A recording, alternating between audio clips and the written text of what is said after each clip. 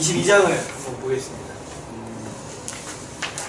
22장에는 이제 우리가 잘 아는 이제 유명한 이야기가 나오죠. 우리 창세기 22장 2절 말씀에서 하나님께서 아주 신비한, 좀 이렇게 약간 이해가지 않는 요구를 하십니다. 우리 같이 한번 읽어볼게요. 같이 읽어보겠습니다. 시작. 여호와께서 이르시되 내 아들 내 사랑하는 독자 이삭을 데리고 모리아 땅으로 가서 내가 내게 일러준 한 산 거기서 그를 번제로 드리라. 네, 하나님께서 이삭을 주세요. 아브라함이 100세가 넘었을 때. 그래서 도저히 정말 인간의 힘으로 자연적인 힘으로 출산할 수 있는 확률이 정말 마이너스가 됐을 때, 그때 하나님께서는 이삭을 이제 아들 이삭을 주시죠. 근데 이제 하나님께서 22장에서 아주 이제 특이한 요구를 하십니다. 뭐냐니까 이삭 아들을 번제로 바치라고 요구하세요. 근데 이 하나님의 말씀이 참 이상한 게, 원래 이제 하나님은 인신제사, 이제 사람을 바쳐서 제사 드리는 거를 아주 경멸하세요. 그래서 이제 이스라엘 백성이 나중에 이제 가나안 땅에 들어가서 이제 가나안 민족들은 그런 이제 풍습이 있었다고 해요. 실제로 이제 자녀를 이 우상에게 바치는, 그래서 제물로 드리는 풍습이 있었다고 해요. 그래서 이제 하나님께서 그거 이스라엘 백성이 똑같이 따라했을 때 바로 이제 이스라엘 백성에 대해서 심판하시겠다라고 말씀하시죠. 그래서 이제 인신제사를 하나님께서는 이제 아주 경멸하시는 거라고 볼 수 있어요. 그런데 지금 이제 아브라함에게 이걸 요구하시는 거예요. 이삭을 이제 번제로 바치라는 거예요. 근데 이제 그냥 죽이는 것도 아니고, 이제 번제는 이 각을 튼 다음에 이제 불에 태우는 거예요. 그러니까 이제 사실 짐승을 번제로 바치지 사람을 번제로 바치라는 거는, 이거는 이제 웬만한 신도 사실 이런 요구를 안 할 정도로 굉장히 이제 이상한 명령이라고 할 수 있습니다. 그런데 우리가 이제 이 신비한, 정말 창세기 22장은 그래서 시리 굉장히 신비한 이야기라고 볼 수 있어요. 근데 우리가 이제 이 이야기를 복음을 통해서 보면은 하나님께서 왜 이런 일들을 하시는지를 이제 좀 깊은 하나님의 어떤 뜻을 우리가 볼 수가 있어요. 22장 2절에 보면은 이런 표현이 있죠. 내 아들, 강조하는 표현이에요. 그리고 내 사랑하는 독자. 근데 이거 얘기할 때 약간 하나님이 이삭을 얘기하는 건데, 이제 복음을 알고 보면은 이게 그 얘기가 같지가 않은 거예요. 내 아들, 그 독자잖아요. 독자, 독생자잖아요. 독생자. 그러니까 하나님께서 예수님이 세례 받으실 때 뭐라고 하셨냐면은 이는 내 사랑하는 아들이라고 했어요. 그러니까 여기서 지금 하나님께서 아들을 바치라고 이렇게 말씀하시는 거예요. 번제라고 말씀하시는 거는 이 말씀을 통해서 약간 신약의 어떤 한 장면이 떠오르게 만드시는 거예요. 일종의 복선이라고 하면 복선일 수도 있고, 우리가 신약을 알고 보면은 이게 또 하나님이 우리에게 계시하시는 그분의 진짜 일관된 사역의 어떤 한 일면을 볼 수가 있고, 하나님께서 예수 그리스도를 통해서 우리를 구속하시겠다라는 그 계획이 단순히 어떤 정말 그분이 어쩌다 갑자기 생각이 나서 하시려는 게 아니라 정말 창세전부터 우리를 위해 준비되었다는 것을 여기서 이제 볼 수가 있는 거죠. 내 아들, 내 사랑하는 독자를 화목제물로 보내시는 이제 하나님의 이 뜻이 어떻게 보면 아주 아브라함에게 말씀하시는 아주 신비로운 방식으로 표현되고 있는 거죠. 그래서 여기서 나오는 이제 모리아 땅이 뒤에 이제 열왕기상을 가면은 이 성전이 세워지는 땅이에요. 이 모리아 땅. 그래서 하나님께서는 이 22장을 통해서 하나님께서 어떻게 이 아브라함 언약을 이루실 것인지에 대해서 아주 신비로운 방식으로 계시하시고 계십니다. 이 이삭을 한번 살펴보면요, 이삭은 아주 신학적으로 중요한 의미가 있습니다. 하나님께서 이 이스라엘 백성을 약속하시고 그 자손을 약속하시고 일부러 안 주셨어요. 약속하신 다음에 아브라함과 사라가 이 이 자연적인 힘으로 출산할 수 있는 가능성이 아예 사라졌을 때 이삭을 주셨어요. 그래서 이제 이 이삭의 출생이 어떤 인간의 힘으로 출생한 게 아니라 하나님의 약속과 능력으로 출산한 아이라는 거를 아브라함뿐만 아니라 그걸 보는 모든 사람이 알도록 하신 거죠. 그래서 이제 아까 할례 얘기할 때도 그 이제 인간의 힘을 끊으라는 거예요. 어떻게 보면 할례 자체는. 근데 이 하나님께서 이 아브라함에게 약속하신 거는요, 이 독자 한 명이 아니에요. 원래는 뭘 약속하셨어요? 큰 민족을 주기라고 약속하셨어요. 근데 현실은 뭐예요? 출산을 못해요. 한 명도 못 낳고 있어요. 한 명을 주신 거예요. 한 명을. 그러니까 이 한 명은 지금 무슨 약속을 가지고 태어난 아이예요. 지금은 한 명인데 이 아이를 통해서 나중에 하나님이 약속하신 그 큰 민족이 다 나오게 될 거라는 거를 약속하시는 거죠. 그러니까 지금 이 이삭은요, 사실은 이 신학적으로는 하나님의 백성을 상징하는 사람인 거예요. 지금 이 한 명의 그 이제 하나님의 백성이 다 내재되어 있는 거예요. 이 기적으로 출생한 아이.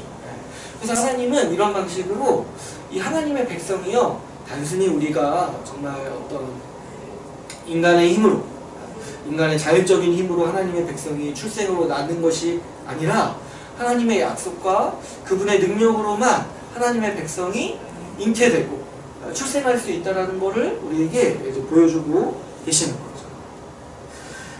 그래서 하나님의 백성은요, 이때나 지금이나 어떤 자연적인 힘으로 출생되는 것이 아니라 이 복음의 능력으로 하나님의 약속과 능력에 힘입어서 지금도 하나님의 백성이 잉태되고 출생할 수 있는 거죠. 그래서 우리가 이제 세례를 통해서도 이 하나님의 백성이 출생했습니다. 그분의 능력으로 이 하늘로부터 오는 그분의 성령으로 인해서 하나님의 백성이 태어났다는 것을 우리가 세례를 통해서 알리는 거예요. 그래서 이 이삭은요, 하나님의 백성이 어떻게 탄생하고 하나님의 백성을 하나님이 어떻게 만드시는지를 아주 지각적으로 보여주는 사람이라고 할 수가 있습니다. 그런데 하나님께서는 어떻게 하시냐니까 이 이삭의 죽음을 요구하세요.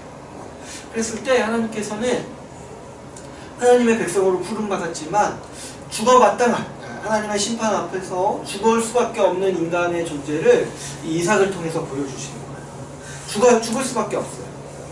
그래서 사실 모든 이 이스라엘 언약 백성들은 다 죽었어요. 다 죽고 다 즐거운 데서 실패했어요. 그랬을 때 하나님은 어떻게 그분의 백성을 만드실 건가 했을 때 하나님은 이 이삭을 통해서 보여주시죠.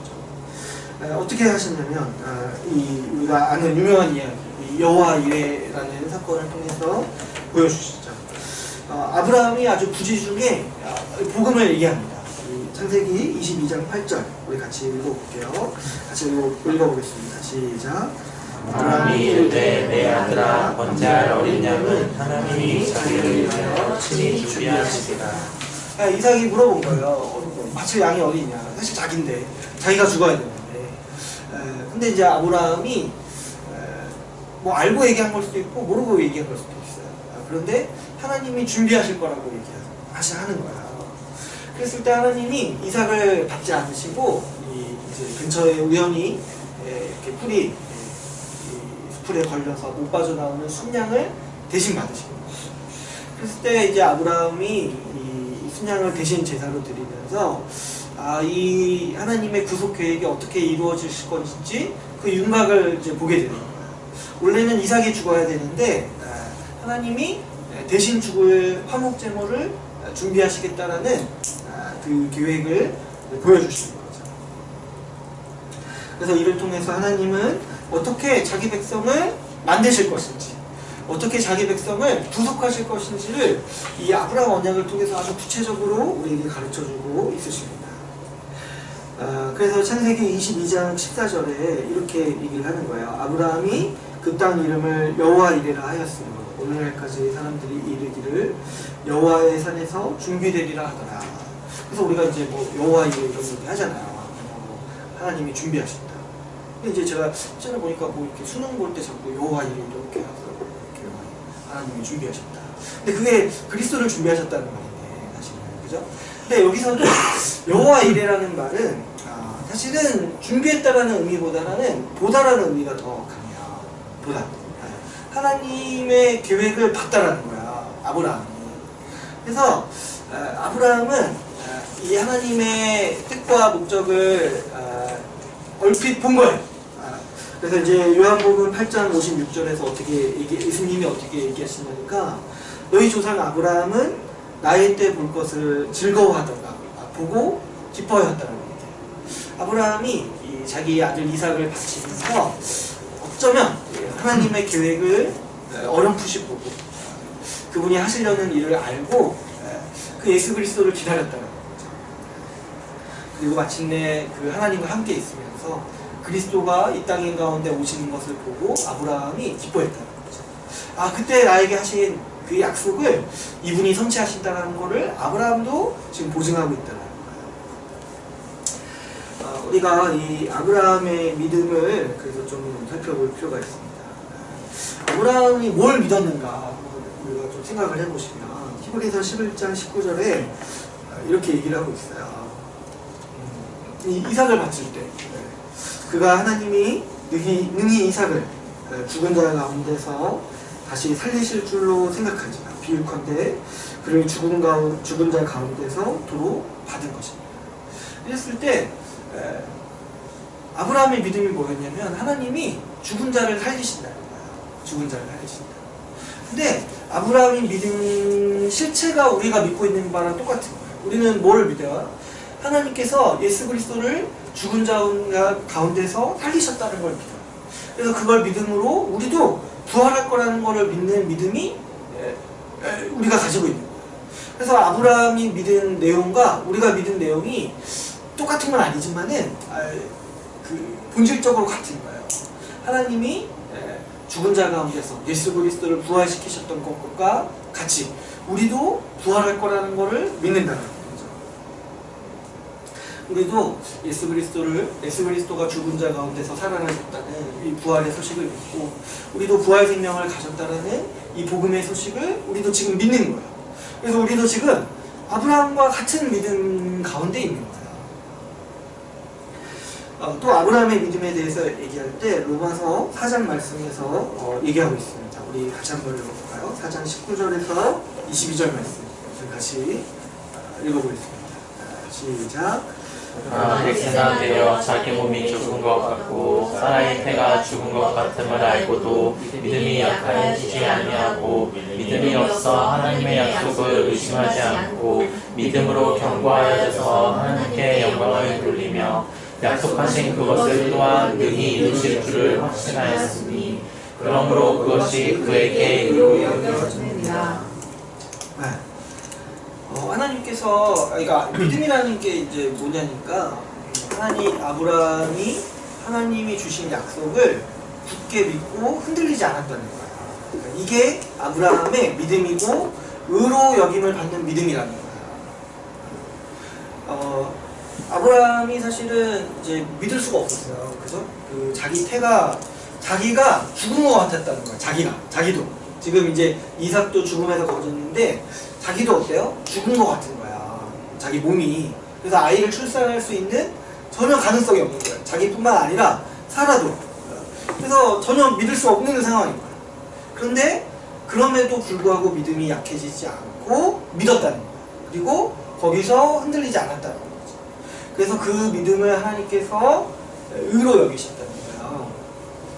그러니까 여러분, 믿음이라는 건 원래 뭐냐니까 그 믿을 수 없을 때 믿고 흔들리지 않는 거예요. 흔들리지 않는 거예요. 저는 예전에 이거 잘 몰라가지고 믿음은 원래 흔들리는 거라고 생각했어요. 그래서 이제 흔들리는 갈대 뭐 이런 거라고 생각했어요. 그래서 때가 되면은 믿음은 언젠가 흔들린다고 생각했어요.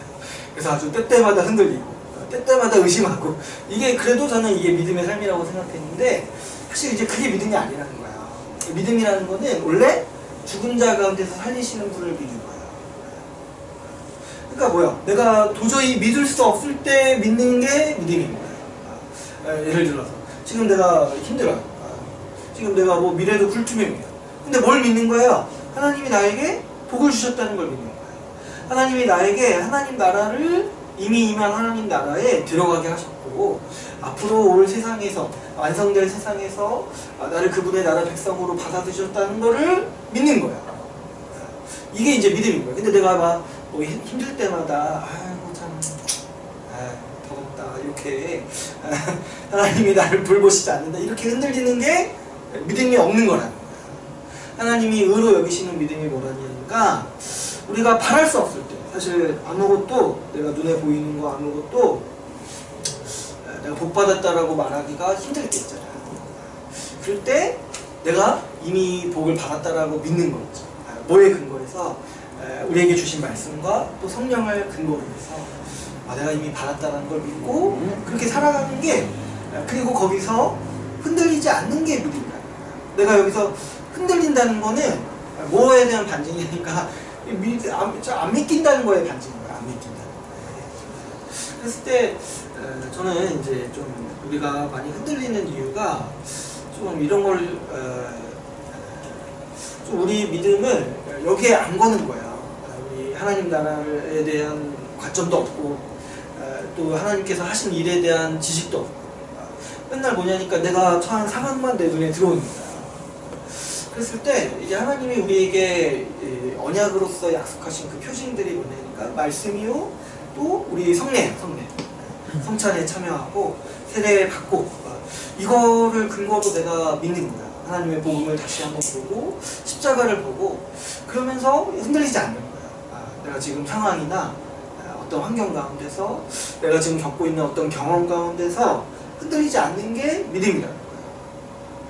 내가 막 이렇게 흔들려도 어떻게든 이렇게 가는 게 믿음이라고 생각하면은 그건 되게 좀 약간 구차한 거야. 어떻게 보면 물론 흔들릴 수는 있어요.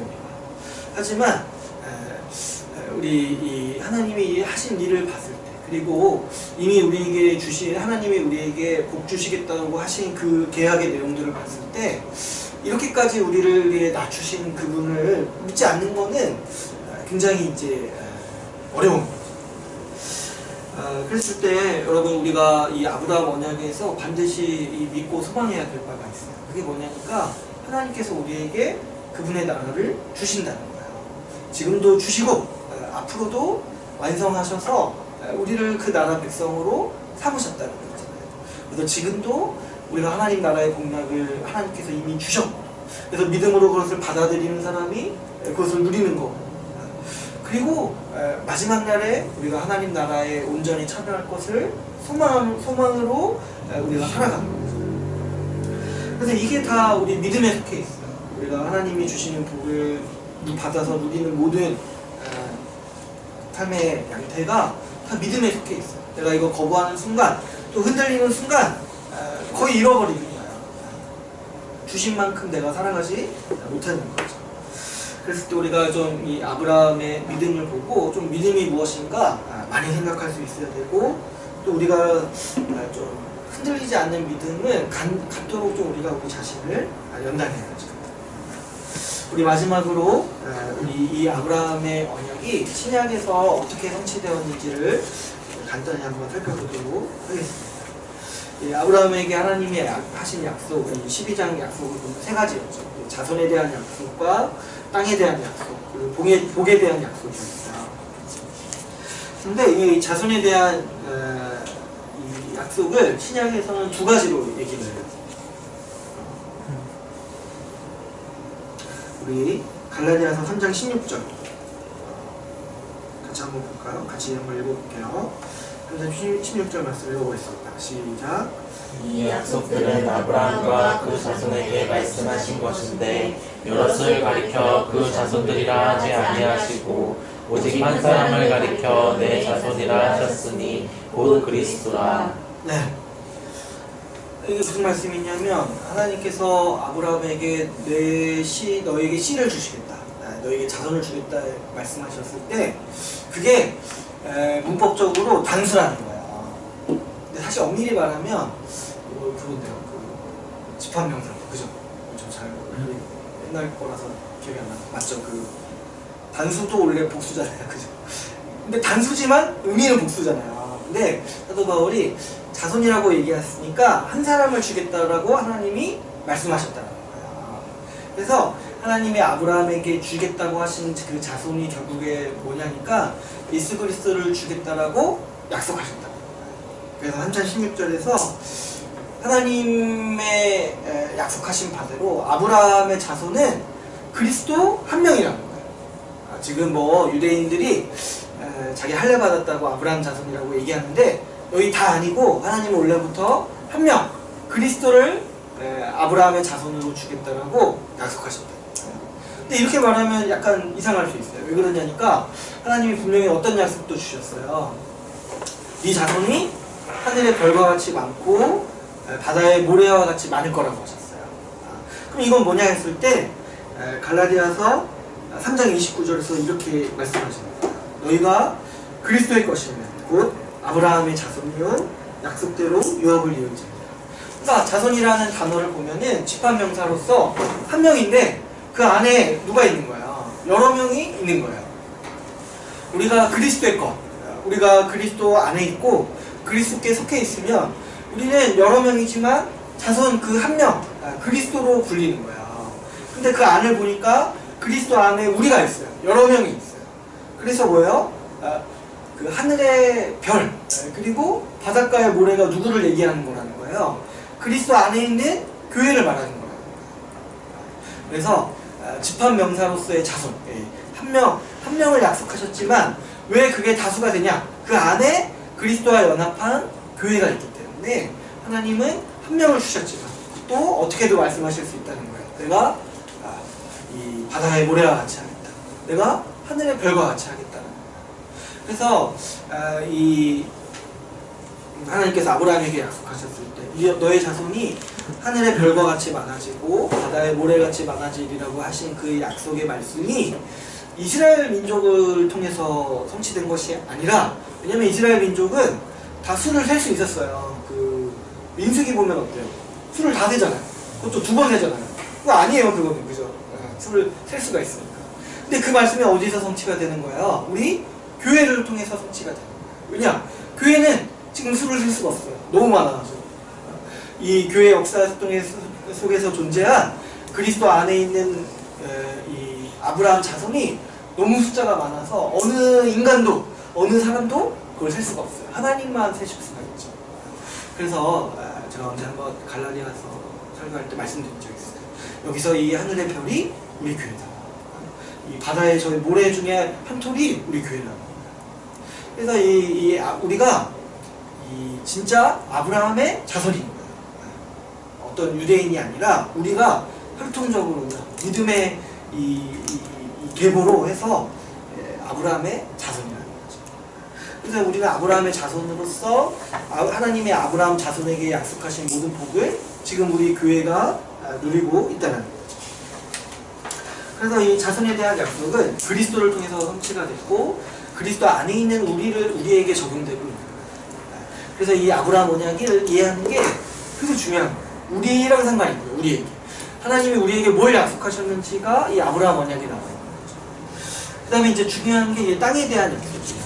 하나님은 이 이스라엘 백성들도 그렇고 이 아브라함에게 가나안 땅을 줄 것에 대해서 말씀하시고 약속하셨습니다.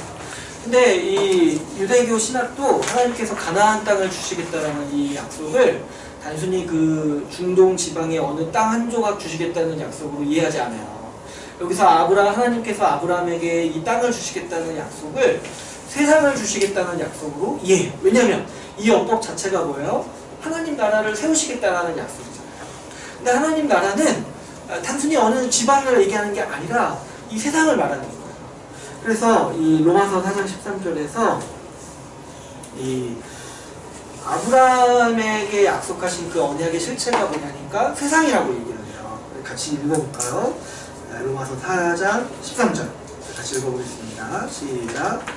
아브라함이나 그 후손에게 세상의 상속자가 되리라고 하신 언약은 율법으로 말미암은 것이 아니요 오직 믿음의 의로 말미암은 것입니다.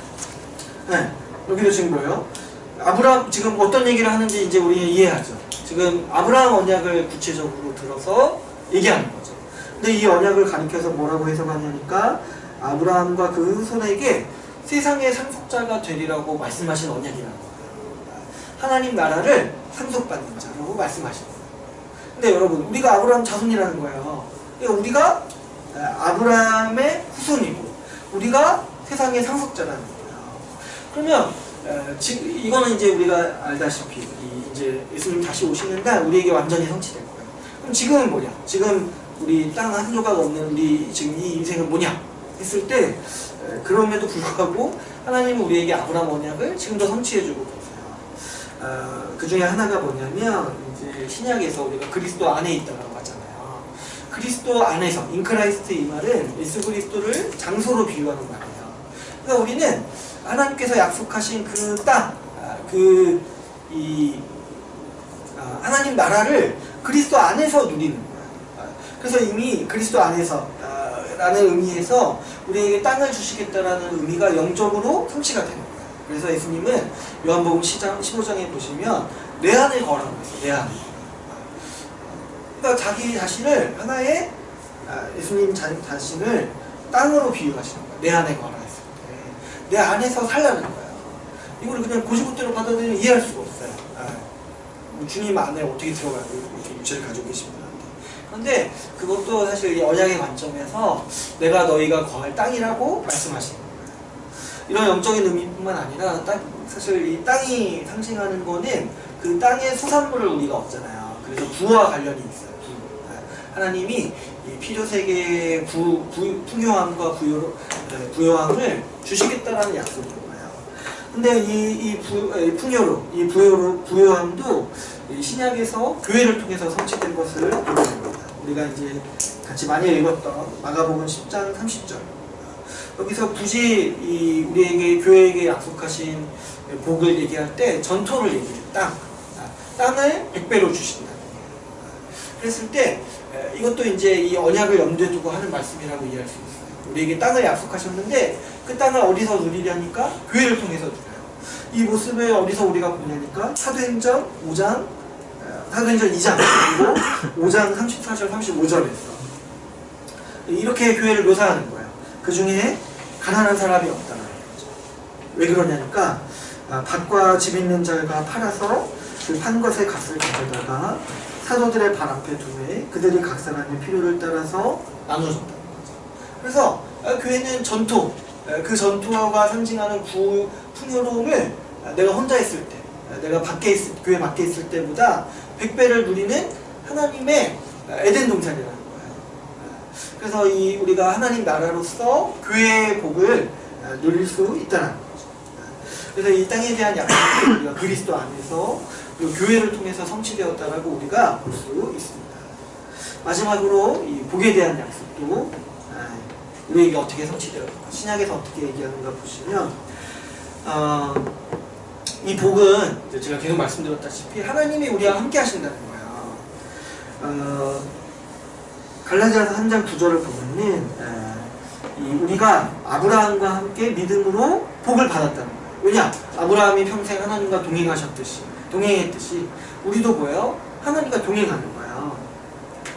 아브라함에게 약속하신 모든 복을 우리가 다 받아서 누리는 거예요. 그런데 그 중에 아주 핵심적인 게 하나가 뭐냐니까 갈라디아서 3장 14절.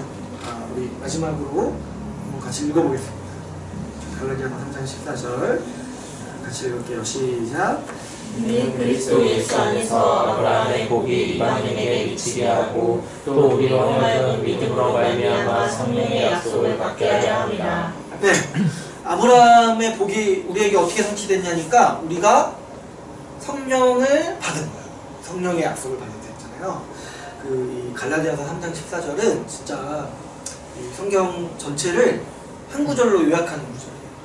그러니까 이 구절을 이해하는 거는 성경 전체를 이해하는 거나 마찬가지예요. 성경 전체의 뼈대를 이해하는 거나 마찬가지예요.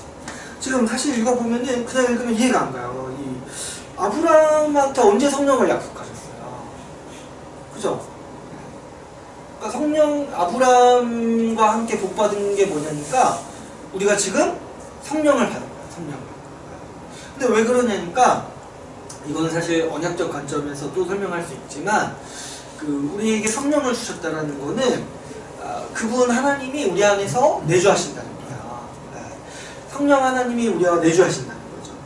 복의 실체가 하나님과 함께 거하고 하나님의 통치를 받고 그리고 하나님과 동행하는 거에 있다고 했잖아요. 그런데 성령께서 우리 가운데 거하시는 거, 우리가 성령을 받아서 살아가는 게 그 하나님이 우리와 함께 하시는 아주 극치라고 할 수가 있어요.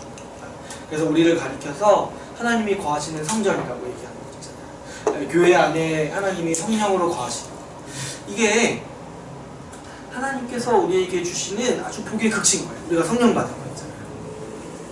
그래서 우리가 성령 받아서 우리가 이제 새 마음으로 살아가고 우리가 하나님이 주시는 복과 평안 가운데서 살아갈 수 있고 우리 신자는요 그런 거 두려워할 필요가 없어요. 하나님이 우리를 버리시는 거, 하나님이 우리를 벌하시거나 하나님이 우리를 징계하시는 거, 징계하실 수는 있지만 우리에게 저주하시는 거 이런 거 두려워할 필요가 없어요. 왜냐? 만약에 우리가 저주받을 자라면은 성령이 우리에게 없는 거예요. 성령. 근데 성령이 이미 우리와 함께 하신다. 우리는 이미 거룩한 자요. 이미 하나님의 저주 안에서 놓인 자요. 이미 성령의 법 안에서 살아가는 사람들이에요. 그래서 우리는 항상 하나님을 기쁨 가운데서 인식할 수 있고 하나님이 우리에게 모든 복을 다 주시는 분으로서 여기면서 살아갈 수 있죠. 그래서 우리가 성령을 받았기 때문에 로마서에서 어떻게 얘기해요? 하나님을 아빠, 아버지라고 부른다고 했어요. 성령이 있기 때문에 우리 가운데. 그래서 우리는 이제 이 성령에 대해서는 이제 우리가 새 언약을 다룰 때 더 자세히 다루겠지만 이 성령을 통해서 항상 하나님과 동행하면서 살아가는 거예요. 그래서 여러분 우리 자기의 정체성을 이해할 때 우리를 아브라함의 후손으로 이해해야 된다고 했어요. 그런데 동일하게 우리가 성령 받은 자로 이해합니다.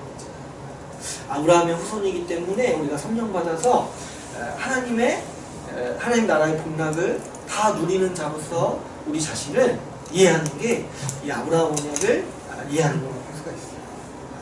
그래서 우리는 이 성령을 통해서 살아가고 성령을 통해서 항상 하나님의 도우심과 또 하나님의 인도하심과 하나님의 복주심 가운데서 살아가고 있습니다. 그래서 우리가 이 신약을 통해서 이 그리스도를 통해서 우리가 이 아브라함의 언약을 모두 성취하고 또 누리고 있다는 사실을 우리가 기억하기를 바랍니다. 오늘 여기까지 하고 마치도록 하겠습니다. 우리 기도하고